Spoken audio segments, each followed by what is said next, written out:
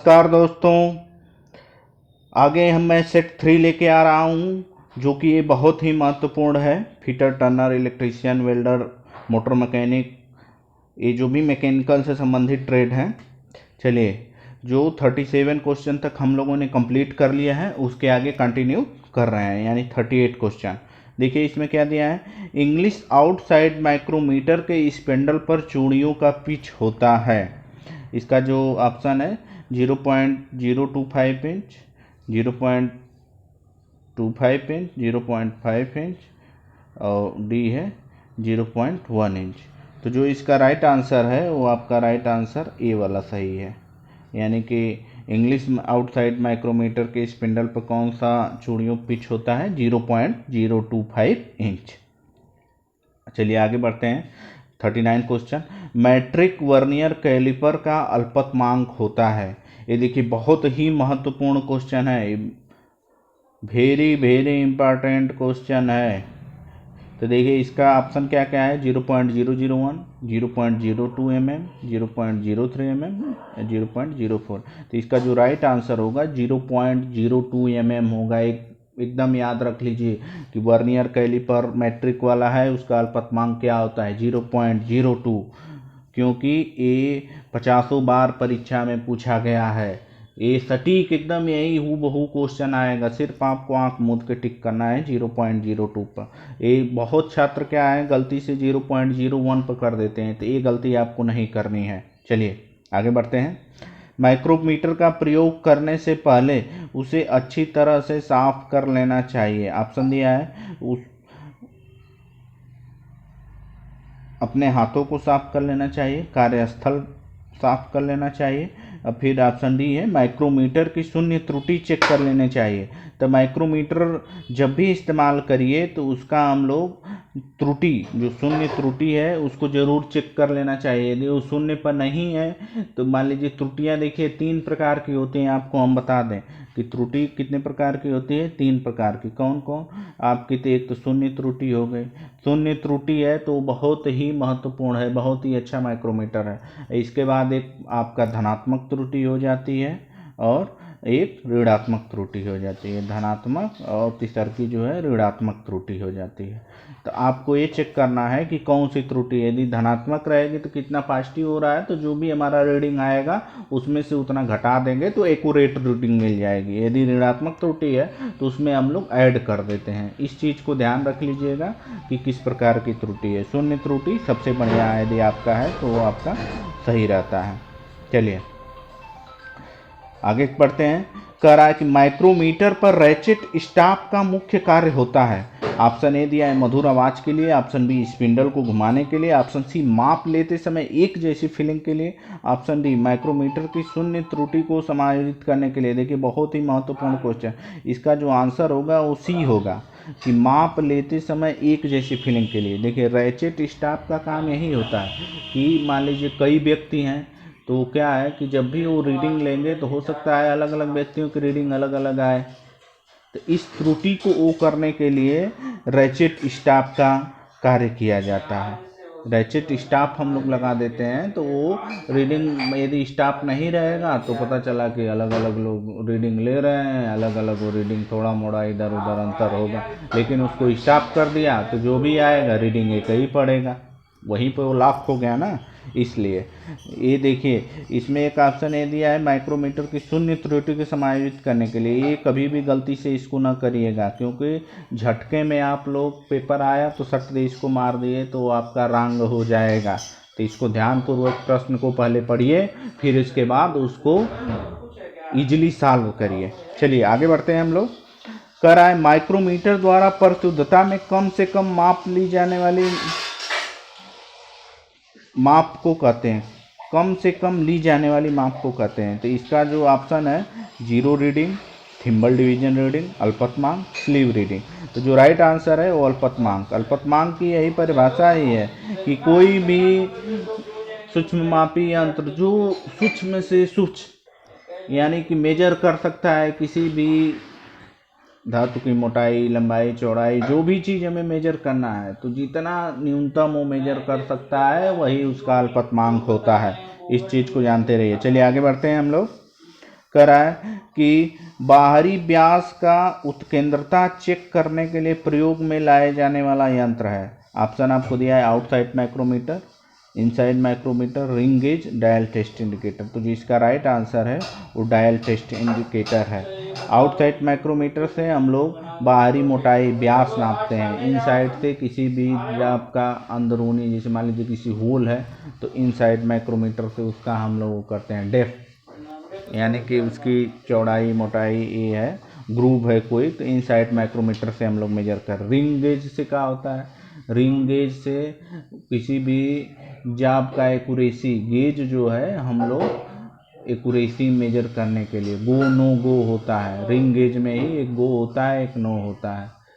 तो वो किसी भी गोल जाब का शाफ्ट का कि वो एक्यूरेट साइज में नहीं है, जहाँ मास प्रोडक्शन होता है वहाँ पर हम लोग रिंग गेज आदि का इस्तेमाल करते हैं। तो चलिए आपको बता दें डायल टेस्ट इंडिकेटर का क्या क्या काम है वो अब समझिए इस चित्र से। ये देखिए हमारा डायल टेस्ट इंडिकेटर है, इसके ये सारे पार्ट होते हैं, आपका plunger, stem, dial, revolution counter, pointer और रोटेबल बेजल, ये सारी चीज़ें हैं। ये रेक एंड पिनियन के सिद्धांत पे काम करता है। इसको सरफेस प्लेट पे रख के या जो भी जहाँ जिसको हमने चेक करना होता है रफनेस या जो है जिस काम में हम लोग इसका इस्तेमाल करते हैं, उस चित्र को हम लोग ये देखते हैं। ये तो हमारा डायल टेस्ट इंडिकेटर हो गया। इसके बाद देखिए डायल टेस्ट इंडिकेटर किसका कहाँ कहाँ इस्तेमाल इसको हम लोग कर सकते हैं। देखिए बहुत ही महत्वपूर्ण है, इस पॉइंट को आप लोग नोट करिए और इसको समझिए। क्या करा है, किसी जाब की सतह की समतलता जांच करने में इसका इस्तेमाल किया जाता है डायल टेस्ट इंडिकेटर का। नंबर 2 क्या है, किसी जाब की समांतरता को जांच करना। नंबर 3 किसी जाब का टेपर चेक करना। नंबर 4 सिलेंड्रिकल जाब की ओएलटी चेक करना। नंबर 5 जाब की स्ट्रेसनेस चेक करना।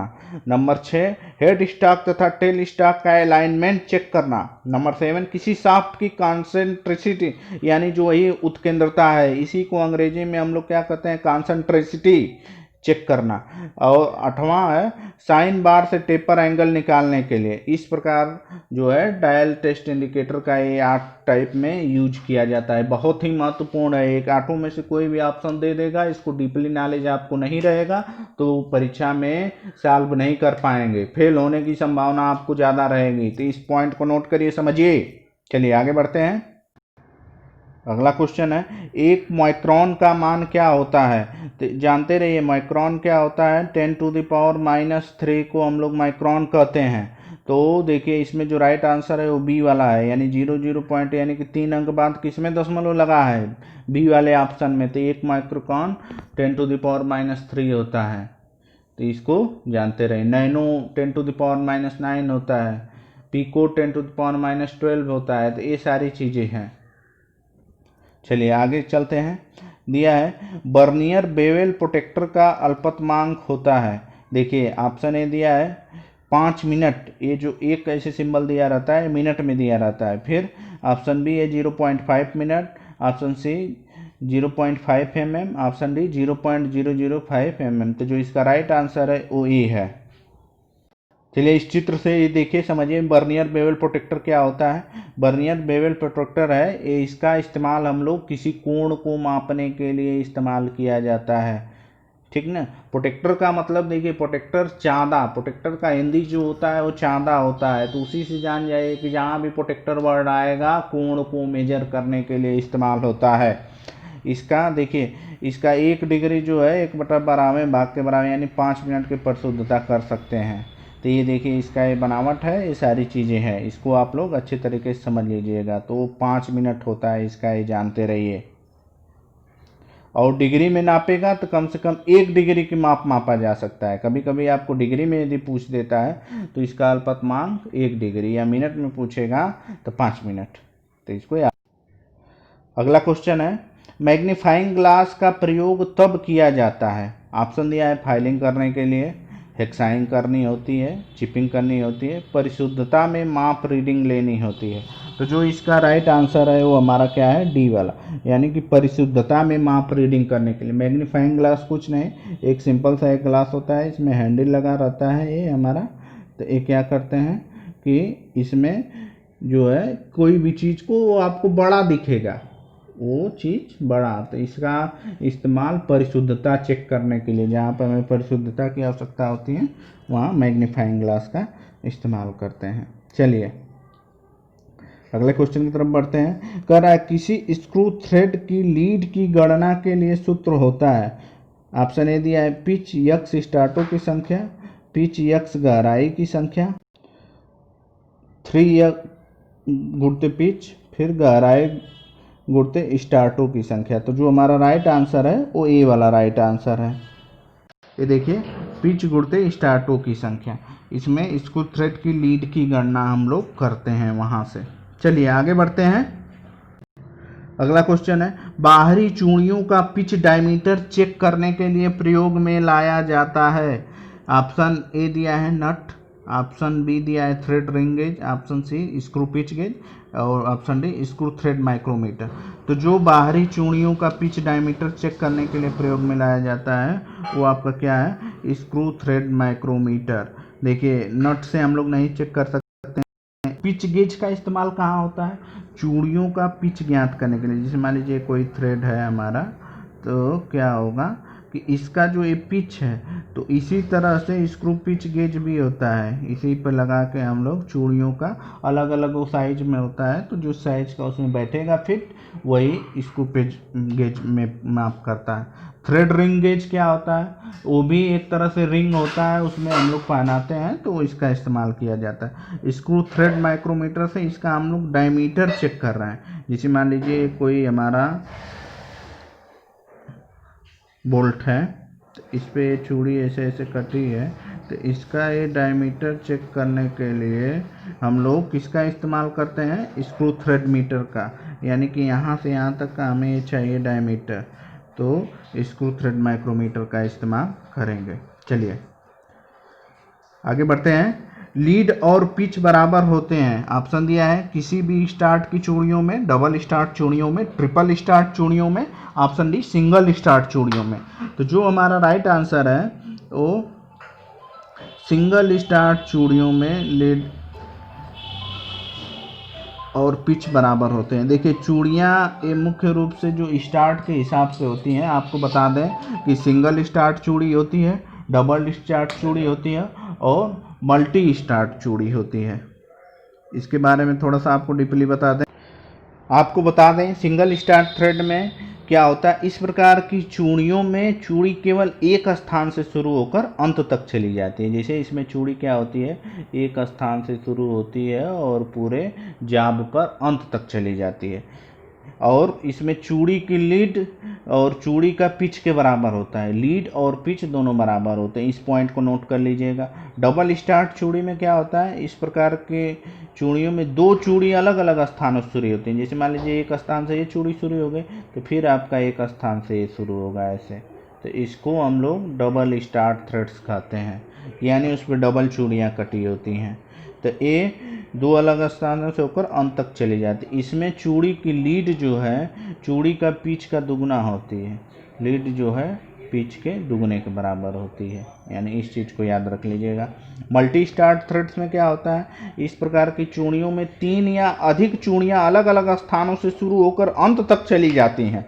यानी इसमें जितने स्टार्ट की चूड़ियाँ होंगी उसमें लीड उसके पिच का उतने ही गुना हो जाएगा। सपोज दैट 3 है, कोई 3 थे यहाँ से स्टार्ट हो रहा है मल्टी वाले में, तो क्या होगा ये 3P हो जाएगा। यदि 4 स्टार्ट हो रहे हैं तो 4P हो जाएगा। इस चीज़ को जानते रहिएगा। चलिए आगे बढ़ते हैं। दिया है फास्ट पुली वह होती है जो शाफ्ट पर फ्री घूमती है, जो तेज घूमती है, जिस पर ब्रिग हुक कटे होते हैं, जिसकी फास्टनिंग शाफ्ट के साथ होती है। तो फास्ट पुली में क्या होता है कि देखिए जिसकी फास्टनिंग शाफ्ट के साथ होती है यही हमारा राइट आंसर होगा। क्यों? क्योंकि देखिए फास्ट पुली एक होती है, एक लूज पुली होती है। तो हम लोग क्या करते हैं, फास्ट पुली के ही साथ लूज पुली को भी जोड़ा जाता है ये शाफ्ट में। क्योंकि जब भी हमें कभी पावर उसकी मशीन को रोकने की आवश्यकता होती है तो हम लोग बेल्ट को इस पे शिफ्ट कर देते हैं, उसमें लीवर लगा रहता है उसकी सहायता से। तो ये क्या होती है, लेकिन जो फास्ट पुली है वो आपके शाफ्ट के साथ जो भी मेन मशीन है उसके साथ एकदम फिक्स रूप से अटैच होती है। और ये लूज पुली फ्री होती है, ये फ्री केवल घूमेगा, मशीन को नहीं चलाएगा। तो इसको जानते रहिए। चलिए आगे बढ़ते हैं। कह रहा है चाबी एक साधन है, ऑप्शन है मशीन पार्टनों की फास्टनिंग की जाती है, मशीन को चलाया जाता है, मशीन को रोका जाता है, मशीन को चाल को नियंत्रित किया जाता है। तो इसमें की से हम लोग क्या करते हैं, मशीन पार्टों की फास्टनिंग करते हैं, यानी कि जो भी हमारा सपोज दैट एक साथ है उसको दोनों को यानी दोनों एक ही साथ में चलें, तो उसके लिए क्या है की का इस्तेमाल करते हैं, यानी चाबी का इस्तेमाल करते हैं। दोनों में चाबी घाट बना रहता है, उसमें चाबी को एंटर करके उसको फिक्स कर देते हैं, एक तरह से उसमें फास्टनर लगा देते हैं। वो क्या होता है जब दोनों का फंस जाएगा तो ये हमारा पार्ट को सब साथ में ही चलेगा। चलिए आगे बढ़ते हैं। कह रहा है कि मेटिंग पार्ट्स के बीच को गैप चेक करने के लिए प्रयोग में लाई जाती है। ऑप्शन दिया है radius gauge, option B feeler gauge, wire gauge, telescopic gauge. तो ये जो हमारा इसका जो राइट आंसर है वो फिलर गेज। ये बहुत बार परीक्षा में पूछा गया मोस्ट इम्पॉर्टेंट क्वेश्चन है, तो इसको याद रख लीजिए फिलर गेज क्या होता है। चलिए हम फिलर गेज का आपको फिगर दिखा दें। एज ए नाइफ चाकू की तरह होता है, और इसका हम लोग क्या करते हैं जो भी पार्ट्स है, जैसे मान लीजिए एक पार्ट से है और एक पार्ट से है, तो इसके बीच में यदि सपोज दैट एक गैप है, तो इस गैप को इसके अंदर इसमें ब्लेड टाइप लगे रहते हैं, तो उसकी सहायता से हम लोग उसको एंटर करके उसको आपका क्लियरेंस चेक कर सकते हैं, यानी गैप। या ये देखिए हमारा फिलर गेज है, ये क्या है अलग अलग नंबर इस पे दिए गए हैं, तो जो भी उसमें ब्लेड एंटर होगा इसका क्या करेंगे उसकी सहायता से उसका वो क्लियरेंस उतना वो गैपिंग बताएगा। चलिए आगे बढ़ते हैं। इसमें वायर गेज दिया है, तो वायर गेज से हम लोग किसी तार की मोटाई आदि को ज्ञात किया जाता है। टेलीस्कोपिक गेज से भी हम लोग क्या करते हैं किसी जाप का उसके इंटरनल जो होल है उसको हम लोग ज्ञात करते हैं। रेडियस गेज से किसी त्रिज्या या कोण, त्रिज्या को मुख्य रूप से जहाँ पर चैम्फरिंग ऐसे करना होता है उसको हम लोग इस्तेमाल करते हैं, रेडियस गेज। चलिए अगला है टेम्पलेट का मुख्य प्रयोग होता है। ऑप्शन दिया है कार्य को परिशुद्धता में चेक करने के लिए, कार्य की आकृति के अनुसार मार्किंग में चेक करने के लिए, कार्य की रीडिंग लेने के लिए, कार्य की टेम्परिंग चेक करने के लिए। यानी इसका जो राइट आंसर जो हमारा होगा कार्य की आकृति के अनुसार मार्किंग व चेकिंग के लिए। यानी टेम्पलेट होता क्या है, इसका क्या उपयोग है, आपको बता रहे हैं। ये देखिए ये हमारा एक टेम्पलेट दिया गया है। टेम्पलेट का कार्य क्या होता है, जहाँ पे मास प्रोडक्शन होता है, सपोज दैट कि हमें काफ़ी मात्रा में प्रोडक्शन करके देना है, तो बार बार कोई भी जॉब को, यानी एक तरह से हम उसको कह सकते हैं कि एक आइडियल जॉब, यानी कि जैसा चाहिए वैसा हम लोग प्रोफार्मा बना लें और उसी के हिसाब से अपना जॉब का प्रोडक्शन करते रहें, ताकि उसमें किसी भी प्रकार की त्रुटि ना हो और हमारा जॉब एकदम एक्यूरेसी के साथ बने। तो वही जिस चीज़ का इस्तेमाल किया जाता है उसी को हम लोग टेम्पलेट कहते हैं, यानी एक सैंपल के रूप में इसको तैयार किया जाता है। ये नरम धातुओं को बना के इसको पहले हम लोग एक तरह से कर सकते हैं। जैसे ये देखिए टेम्पलेट है, टेम्पलेट के कौन कौन से लाभ हैं, बार बार जॉब की माप लेने की आवश्यकता नहीं पड़ती है, समय की बहुत बचत होती है और रिजेक्टेड उत्पाद होने की संभावना कम रहती है, कारीगर को थकान कम होती है, उत्पादन क्षमता बढ़ती है। यानी कि एक थे हम लोग आइडियल जॉब बना लिए, एक तरह से एक आइडियल मार्का उसको बना लिए, अब उसी से सारा मेजरिंग करके, यानी कि बार बार जो कारीगर है, जो स्किल्ड वर्कर है, उसको करने की ज़रूरत नहीं होती, बस उसको एक बार आपने बता दिया तो वो वैसा वो काम करता चला जाएगा। यानी कि वो मास प्रोडक्शन में काफ़ी महत्वपूर्ण है, तो इसको याद रख लीजिएगा। टेम्पलेट यही चीज़ होती है। इससे मान के चलिए क्वेश्चन पूछता ही है, तो ये बहुत छोटा सा टॉपिक है, इसको समझ लीजिएगा। ठीक है, चलिए आगे बढ़ते हैं। अगला क्वेश्चन है बियरिंग का मुख्य कार्य होता है। ऑप्शन ए दिया है शाफ्ट को सहारा देना, पकड़ना, गाइड करना और रगड़ की गर्मी को कम करना। शाफ्ट को अधिक स्पीड को घुमाने के लिए, शाफ्ट को जल्दी रोकने के लिए, शाफ्ट की स्पीड बदलने के लिए। तो जो हमारा बियरिंग होता है वो एक तरह समझिए शाफ्ट को सहारने के साथ साथ उसको घुमाने का भी काम करता है, यानी गाइड करता है और फ्रिक्शन लॉस भी करता है। ये बहुत महत्वपूर्ण एक तरह से इसको उपकरण कह सकते हैं बियरिंग। वो देखिए उस पर एक्सियल लोड भी लगते हैं, थ्रस्ट भी लगता है, इसके बाद क्या करता है रोटेशंस भी करता है और आपके जाप को गाइड भी करता है। तो ये सारा जो काम करता है वो बियरिंग है। तो इसमें जो राइट ऑप्शन होगा वो ए होगा। इस चीज़ को याद कर लीजिएगा। अगला क्वेश्चन है, रनिंग फिट का एक अच्छा उदाहरण है बुश बियरिंग और शाफ्ट, डॉवेल पिन, ब्लैंकिंग पंच और डाई बैलगाड़ी के पहियों पर फिट किया हुआ है। तो जो रनिंग फिट है, रनिंग का मतलब जो एक तरह से घूम रहा है, कोई भी चीज़ रोटेशन में है, काफ़ी इजीली घूम रही है, तो हमारा बुश बियरिंग और शाफ्ट है। इसको हम लोग काफ़ी लॉन्ग टाइम तक अच्छा खासा घुमा सकते हैं। इस पे देखिए, इस पे क्या है, बियरिंग पे शाफ्ट का लोड भी रहता है, इस पे शाफ्ट का लोड भी रहता है, एक्सियल लोड रहता है। इसके बाद इधर से भी ऐसे भी लोड रहता है, पुली का भी लोड रहता है। तो ये सारी चीज़ें इस पे रहती है। तो जो सबसे बढ़िया उदाहरण है बुश बियरिंग और शाफ्ट है। डॉवेल पिन का होता है, डॉवेल पिन जो होता है कुछ नहीं, बस एक आयताकार ऐसे पिन होती है, टेपर्स में इसको आगे हम लोग रखते हैं। तो एक जहाँ पे फिक्स करना होता है किसी भी पार्ट्स को, वहाँ पे इसको इस्तेमाल किया जाता है। इसमें रनिंग वनिंग कोई कुछ भी नहीं होता है। ब्लैंकिंग पंच और डाई में ये सब भी नहीं होता है। बैलगाड़ी के पहिए पर फिट किया हुआ रिम भी ऐसी इसमें कोई जानकारी नहीं। इसमें भी होता तो रोटेशन है, लेकिन सटीक उदाहरण नहीं है। चलिए, तो आप लोग इतने क्वेश्चंस को बड़े ही अच्छे ढंग से पढ़िए और समझिए। यदि किसी भी छात्र को किसी भी प्रकार का दिक्कत है तो 959870870261 पे हमें कॉल कर सकता है और अपना सुझाव एवं जो भी परेशानी है वो हमें बता सकते हैं। और आप लोग प्रतियोगी परीक्षाओं की तैयारी करते रहिए और सफलता की ओर अग्रसित होइए। और इस वीडियो को आप लोग शेयर एवं लाइक करिएगा। धन्यवाद। जय हिंद एवं जय भारत।